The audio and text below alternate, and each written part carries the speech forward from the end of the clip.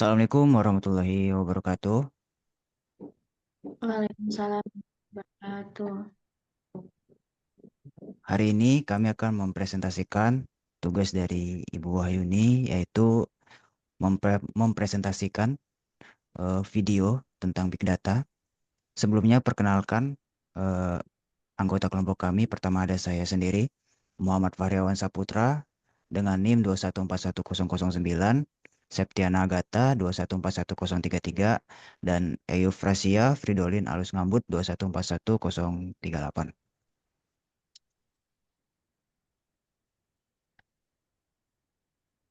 Oke, jadi saya akan menjelaskan secara singkat apa itu sih Big Data. Big Data adalah istilah yang digunakan untuk mendeskripsikan kumpulan data yang sangat besar dan terus berkembang dengan sangat cepat sehingga sulit jika ingin diproses dengan teknologi dan alat yang masih konvensional. Sumber dari Telkom University.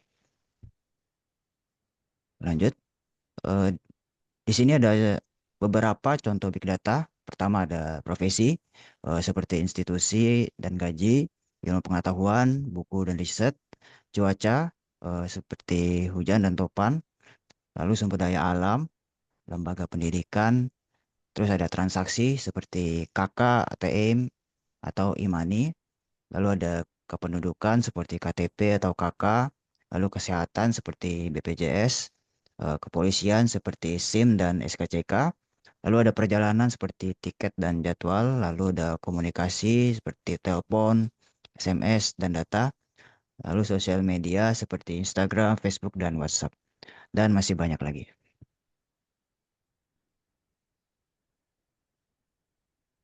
Manfaat Big Data. Ada 5 manfaat utama dari pengelolaan Big Data. Yang pertama, segmentasi audiens.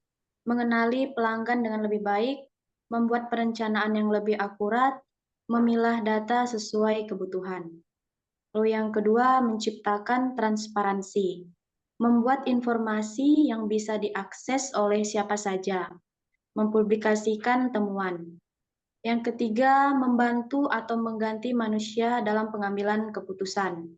Gerbang tol yang buka atau tutup otomatis. Lampu jalan yang menyala saat gelap.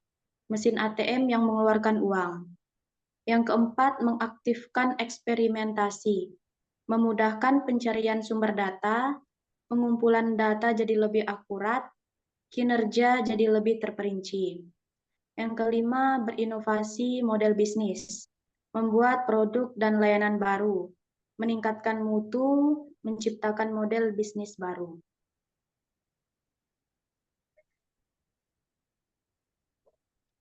Lalu ada tren big data. Yang pertama, penggunaan teknik analisis data canggih seperti machine learning dan data mining untuk mengungkap pola, tren, dan wawasan yang berharga dari data yang besar dan kompleks. Yang kedua, integrasi sumber data yang beragam, termasuk data terstruktur, semi terstruktur, dan tidak terstruktur dari berbagai sumber seperti media sosial, sensor, dan perangkat bergerak. Yang ketiga, peningkatan fokus pada analisis real-time untuk membuat keputusan yang lebih cepat dan responsif berdasarkan data terbaru. Yang keempat, penyimpanan data dalam jumlah besar menggunakan sistem cloud yang lebih hemat biaya. Yang kelima, pengukuran kebutuhan dan kepuasan pelanggan untuk menciptakan produk dan layanan yang lebih baik. Yang keenam, kemampuan untuk meramaikan tren pasar, mendeteksi anomali dan meningkatkan pengambilan keputusan berbasis data dalam konteks intelijen bisnis. Yang ketujuh, pemanfaatan big data untuk memprediksi perilaku masa depan berdasarkan analisis data historis seperti memprediksi permintaan pasar, fluktuasi harga, atau kebutuhan persediaan. Oke, selanjutnya dilanjutkan oleh teman kami, Efrasia. Oke, selanjutnya aplikasi Big Data di berbagai bidang. Yang pertama ada dari kesehatan. Kesehatan di Big Data digunakan untuk menganalisis data pasien, memprediksi penyakit, dan meningkatkan perawatan. Contohnya, rumah sakit menggunakan data untuk meramalkan lonjakan pasien. Yang kedua, ada di bidang keuangan. Institusi keuangan memanfaatkan big data untuk mendeteksi penipuan dan mengelola risiko dengan lebih baik, seperti yang dilakukan oleh bank dalam analisis transaksi.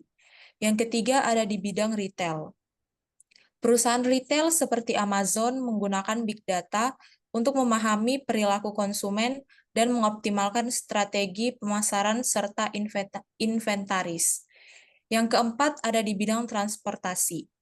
Analisis big data dari kendaraan dan rute membantu perusahaan transportasi mengoptimalkan pengiriman dan mengurangi biaya operasional. Yang kelima ada di bidang edukasi. Institusi pendidikan menggunakan big data untuk menganalisis kinerja siswa, menyesuaikan kurikulum, dan meningkatkan pengalaman belajar. Yang keenam ada di bidang telekomunikasi.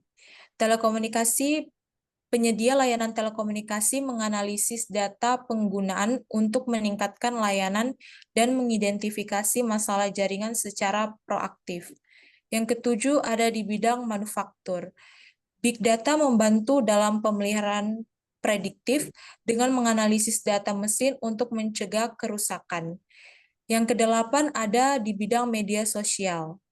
Perusahaan menggunakan analisis big data dari platform media sosial untuk memahami tren pasar dan perilaku pengguna. Yang kesembilan ada di bidang pertanian. Petani menggunakan sensor dan data cuaca untuk meningkatkan hasil panen melalui analisis tanah dan kelembapan. Dan yang terakhir ada di bidang olahraga. Tim olahraga memanfaatkan analisis big data untuk meningkatkan kinerja pemain dan strategi permainan berdasarkan statistik. Selanjutnya ada kesimpulan. Di era IoT, Internet of Things seperti saat ini, big data tidak dapat dihindari.